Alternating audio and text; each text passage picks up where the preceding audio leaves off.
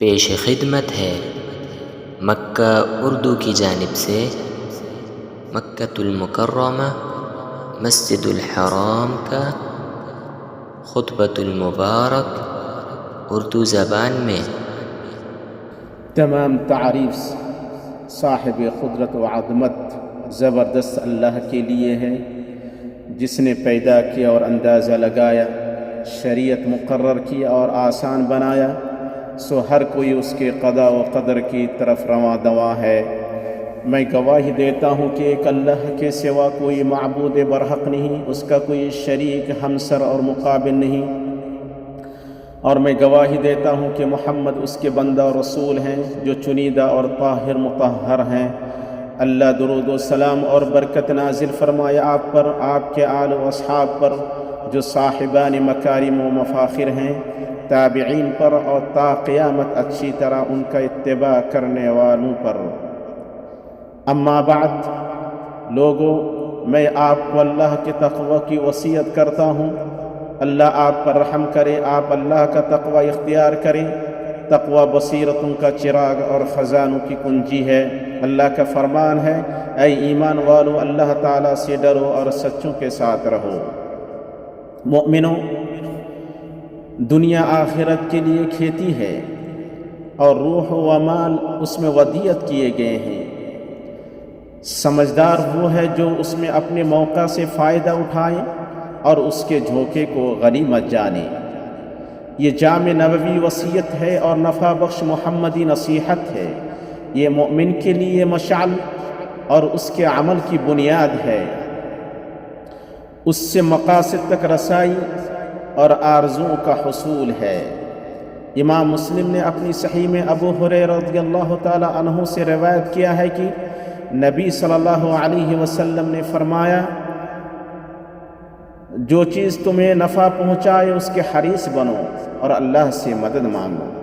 حضرات گرامی، بندے کو حکم دیا گیا ہے کہ وہ اپنے دین اور دنیا میں نفع بخش چیزوں کو حاصل کرنے کی جد و جہد کرے، اور یہ تبھی ممکن ہے جب ان کے مقرر کردہ راستوں اور اسباب کو اپنایا جائے اور ان کے حصول اور تکمیل کے لیے بے حد عطا کرنے والے بادشاہ اللہ پر بھروسہ کرتے ہوئے اور اس سے مدد طلب کرتے ہوئے اسی کی طرف سچا رجوع کیا جائے۔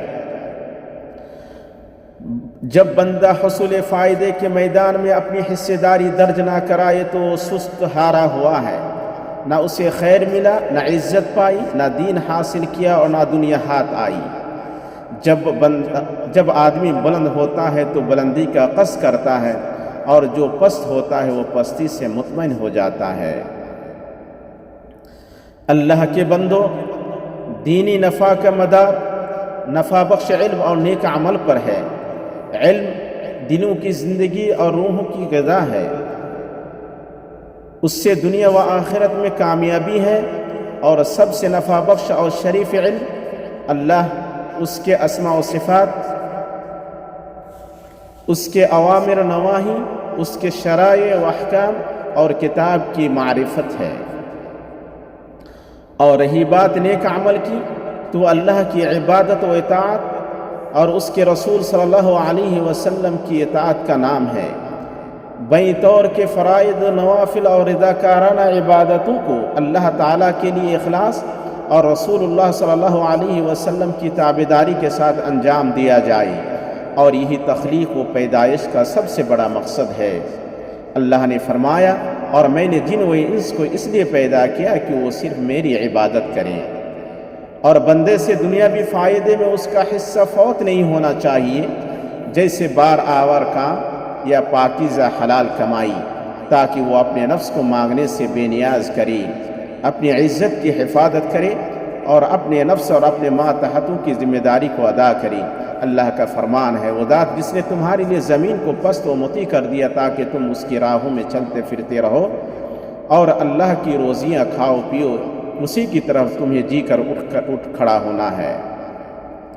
جب بندہ نفع بخش چیز کی جستجو میں اپنی محنت صرف کرے اور اپنی پوری طاقت لگا دے، پھر بھی اسے اپنا مطلوب و مرغوب نہ ملے، تو وہ اللہ تعالیٰ کے قضا قدر پر رضامند ہونے کے باغ کے سائے میں آ جائے۔ اس سے اس کا ایمان بڑھے گا، اس کا دل مطمئن ہوگا، اور اس کا نفس پرسکون ہوگا۔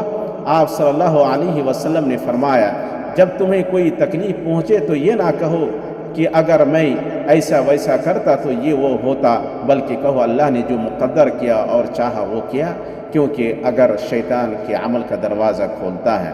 اللہ تعالیٰ نے فرمایا ہر شخص ایک نہ ایک سمت متوجہ ہو رہا ہے، تم نیکیوں کی طرف دوڑو، جہاں کہیں بھی تم ہوگی اللہ تمہیں لے آئے گا۔ اللہ تعالیٰ ہر چیز پر قادر ہے۔ اللہ مجھے اور آپ کو قرآن و سنت میں برکت دے اور مجھے اور آپ کو ان کی آیات اور حکمت سے فائدہ پہنچائے۔ میں وہ کچھ کہہ رہا ہوں جو آپ نے سنا، اور میں اپنے لیے، آپ کے لیے اور باقی تمام مسلمانوں کے لیے اللہ سے ہر خطا گناہ کی مغفرت طلب کرتا ہوں۔ آپ اس سے مغفرت طلب کریں، بے شک وہ توبہ کرنے والوں کو معاف کرنے والا ہے۔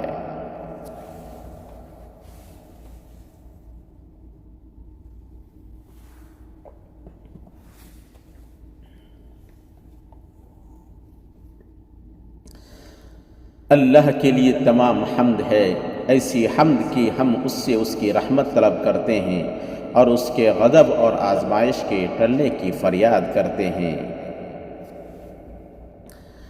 میں گواہی دیتا ہوں کہ ایک اللہ کے سوا کوئی معبود برحق نہیں، اور گواہی دیتا ہوں کہ محمد اللہ کے رسول ہیں۔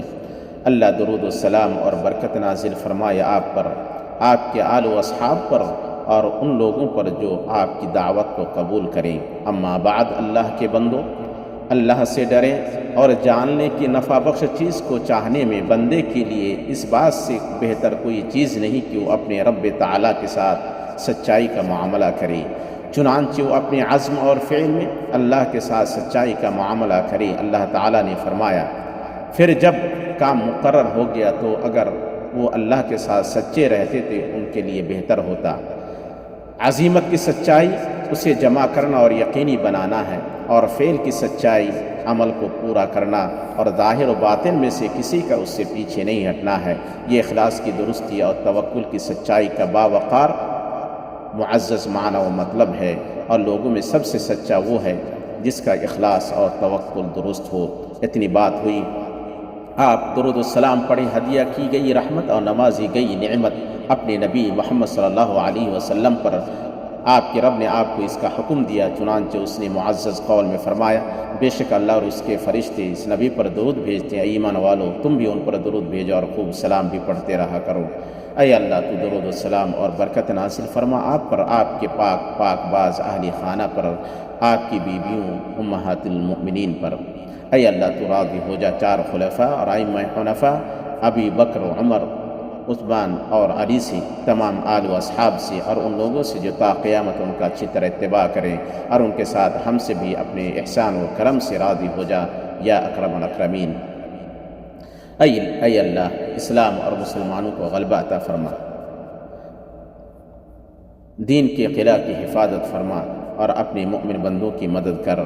اے اللہ غمگین مسلمانوں کا غم دور کر، مصیبت زدہ لوگوں کی مصیبت ختم کر، قرض داروں کا قرض ادا کر، اور ہمارے بیماروں اور مسلمانوں کے بیماروں کو شفا عطا فرما اپنی رحمت سے یا ارحم الراحمین۔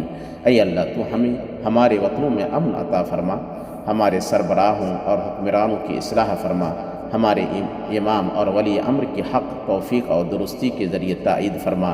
اے اللہ تو انہیں اور ان کے ولی عہد کو ایسے کام کی توفیق دے جس میں ملک اور بندوں کی بھلائی ہو یا رب العالمین۔ اے اللہ حدود و سرحدوں پر تعینات ہمارے سپاہیوں کو درستی عطا فرما۔ اے اللہ تو ان کا معین و مددگار بن، ان کی تائید فرما، ان کا سہارا بن۔ اے اللہ ہمارے لیے ہمارے دین کی اصلاح فرما جس میں ہمارے معاملات کی حفاظت ہے، ہماری دنیا کی اصلاح فرما جس میں ہمارا جینا ہے، ہماری آخرت کی اصلاح فرما جو ہمارا ٹھکانہ ہے، زندگی کو ہمارے لیے ہر خیر میں زیادتی کا سبب اور موت کو ہر شر سے راحت کا ذریعہ بنا اپنی رحمت سے یا ارحم الراحمین۔ اے ہمارے رب ہمیں دنیا میں بھلائی عطا فرما اور آخرت میں بھلائی عطا فرما، اور آگ کے عذاب سے ہمیں بچا لے۔ سبحان ربک رب العزت عما یصفون وسلام علی المرسلین والحمد للہ رب العالمین۔